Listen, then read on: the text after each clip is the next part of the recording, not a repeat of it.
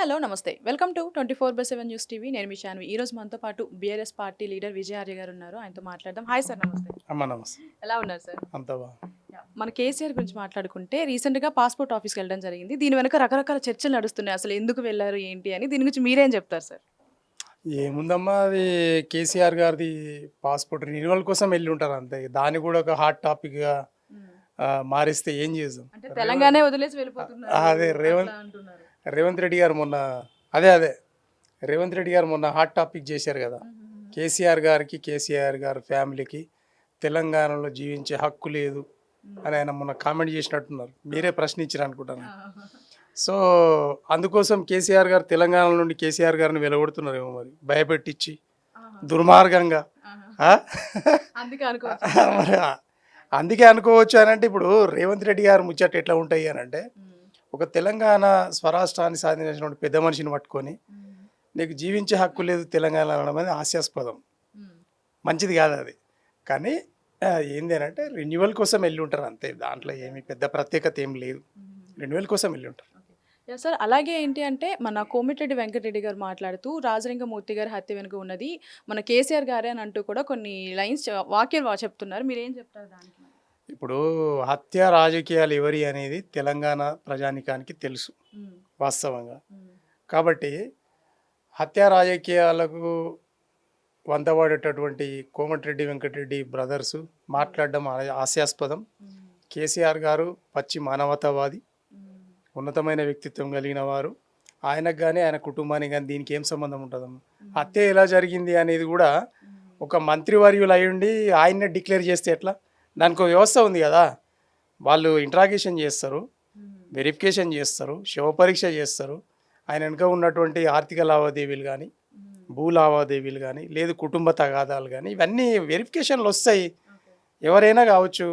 నేను హత్య అయినా కూడా వెరిఫికేషన్ జరుగుతుందని నన్ను కోమటిరెడ్డి బ్రదర్సే చంపిర్రు, రేవంత్ రెడ్డి చంపిర్రు అన్నికి వస్తుందా? కాదు కదా. అట్లా నాట్ డిక్లేర్ చేయకూడదు. అంటే ఒక ఉన్నతమైన పదవిలో మంత్రివర్యులు అయి ఉండి కోమటిరెడ్డి గారు ఆ విధంగా కేసీఆర్ గారి మీద నింద వేయడం అనేది, అది కూడా ఆధారాలు లేకుండా అనడం అనేది మంచి పద్ధతి కాదు. ఇందుకోసమే జగడాలు అవుతాయి. అంటే ఒక హుందాతనంతో రాజకీయాలు చేయాలి, కానీ ప్రతిదాన్ని అంటగట్టడం అనేది మంచి పద్ధతి కాదు. అంటే ఇప్పుడు ఏదైతే మన కాళేశ్వరం ప్రాజెక్ట్ విషయంలో కేసు నమోదు చేశారో, మన ఎవరైతే చనిపోయారో రాజలింగ గారు, సో దాని వల్లనే ఇట్లా చేశారు. అండ్ అలాగే ఇప్పుడు ఎవరైతే లొంగిపోయారో వాళ్ళు కూడా ఏదో బ్లాక్మెయిల్ చేయడం వల్లనే సరెండర్ అయ్యారో అట్లా అని కూడా అంటున్నారు. అంటే వాస్తవంగా ఇప్పుడు ప్రభుత్వం మీద ఎవరైనా ఒక పౌరుడు తన హక్కును వినియోగించే అధికారం ఉంటుంది. ఒక పౌరుడిగా తన హక్కు ఏంది అంటే ప్రభుత్వాన్ని ప్రశ్నించడంలో తప్పులేదు. కానీ ప్రభుత్వం దానికి జవాబు చెప్తుంది కదా, చెప్పేదాకా వెయిట్ చేయాలి. దానికి కోర్ట్స్ ఉన్నాయి, అవును కదా, హియరింగ్స్ ఉంటాయి, అన్నీ ఉంటాయి. కాళేశ్వరం మీద సరే ఆయన కంప్లైంట్ చేసిండు, చాలా మంచిది.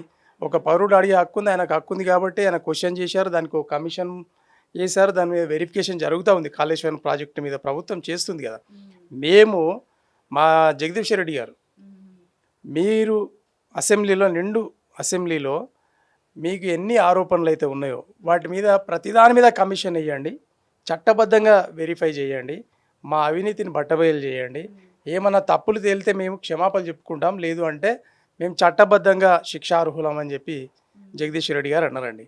అంటే మరి కమిషన్లు మేము వేయించుకున్నట్టే కదా. మాకు దమ్ము ధైర్యం ఉంది, నిజాయితీ పరులం కాబట్టి, అవినీతి చేయలేదు కాబట్టి, మేము ప్రజలకు స్పష్టత ఇవ్వాలి కాబట్టి మేమే ఇచ్చాం. దాంట్లో వీలు చేసింది రేవంత్ రెడ్డి గారు. మరి చెయ్యండి, నిరూపణ చేయండి. కాళేశ్వరం ప్రాజెక్టు కానీ, విద్యుత్ ప్రాజెక్టులు కానీ, ఇండస్ట్రియల్ ప్రాజెక్టు కానీ, ఇంకేదైనా కానీ మీరు చేయండి. మిషన్ కాకతీయ కానీ, మిషన్ భగీరథ కానీ, మీరు ఏ విషయంలో మీరు కమిషన్ వేసినా కూడా దానికి హాజరై మా సమాధానం చట్టబద్ధంగా ఇవ్వడానికి మేము రెడీగా ఉన్నాం. తీర్పు కమిషన్లు ఇస్తాయి, కోర్టులు ఇస్తాయి, ప్రజలు ఇస్తారు. అప్పుడు చూసుకుందాం. కానీ ఇక చిన్న దానికి కూడా దానికి లంకె కట్టేసేసి ఆరోగ్యం పాడైతే వస్తే కూడా కేసీఆర్ చంపిండాను, లేదు కుటుంబ తగాదాల్లో కేసీఆర్ చంపిండాను, లేదు నిజంగానే ఆర్థిక లావాదేవీలలో కేసీఆర్ చంపిండాను అని అంటే అది పద్ధతి కాదు, అది మంచి పద్ధతి కాదు.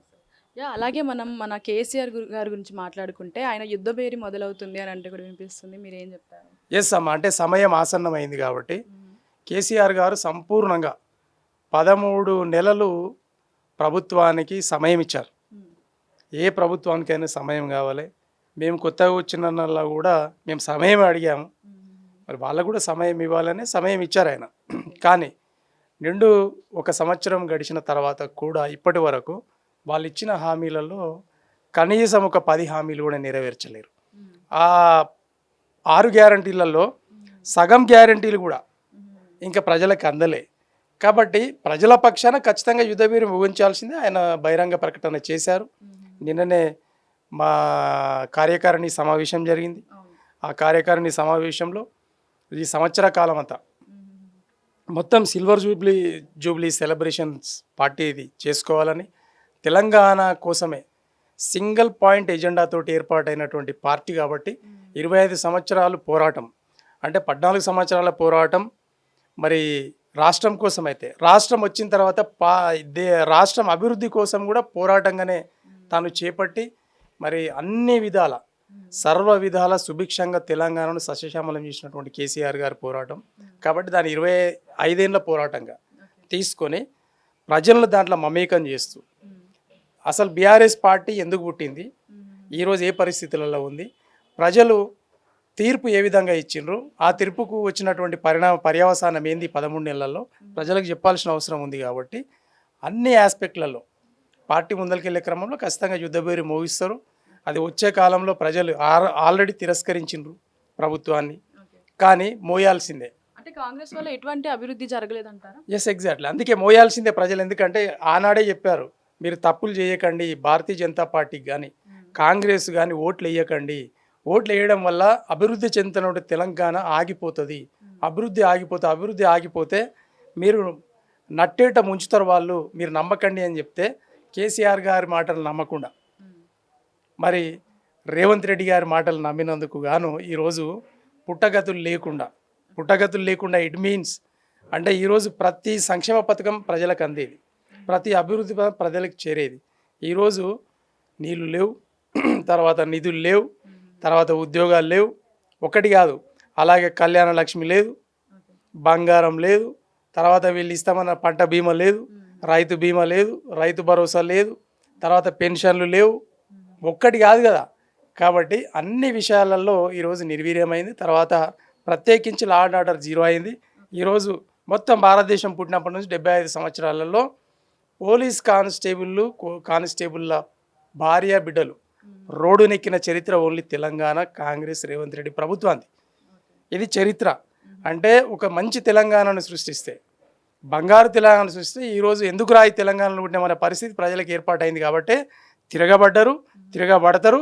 వచ్చే లోకల్ బాడీ ఎన్నికలలో రేవంత్ రెడ్డి గారికి ఈ కాంగ్రెస్ పార్టీకి బుద్ధి చెప్పబోతున్నారు ప్రజలు. కాబట్టే యుద్ధభేరి మోగిన తర్వాత తుఫాన్ వస్తుంది మళ్ళీ తెలంగాణలో. ఆ తుఫాన్ తట్టుకోవడానికి కాంగ్రెస్ బీజేపీ సరిపోదు అనేది నిన్నగాక మొన్న పుట్టినరోజు సందర్భంగా ఎక్కడ కూడా అనౌన్స్ చేయండి. మొత్తం వ్యవసాయ క్షేత్రం మొత్తం జనసముద్రం అయిపోయింది. ఎక్కడ గ్రామాలల్లో, మండలాలల్లో, నియోజకవర్గాలలో ఎక్కడ చూసిన ప్రజలు కేసీఆర్ గారు పుట్టినరోజు మనస్ఫూర్తిగా చేసుకున్నారు. దాన్ని చూసి ఈరోజు ఇదే కాంగ్రెస్ పార్టీ, ఇదే కోమటిరెడ్డి బ్రదర్స్, ఇప్పుడు మేమేమంటామంటే ఇదే రేవంత్ రెడ్డి గారు ఆయనను హత్య చేసి ఆ నిందన మా కేసీఆర్ గారి మీద వేస్తున్నారేమని మేము ఈరోజు అనాల్సి వస్తుంది. వాళ్ళు అన్నందుకు మేమంటాం కౌంటర్గా, మాకు రాదు అనడానికి, అది ఇష్యూ.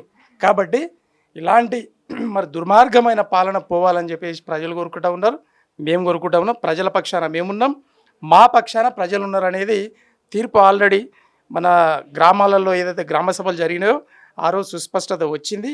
మొన్న కేసీఆర్ గారు బర్త్డే సందర్భం కూడా సుస్పష్టత అయింది. కాబట్టి కాంగ్రెస్కు మరి రామ్ చెప్పబోతూ ఉన్నారు ప్రజలు. చూడాలి. థ్యాంక్ యూ సో మచ్ అమ్మ. Thank you.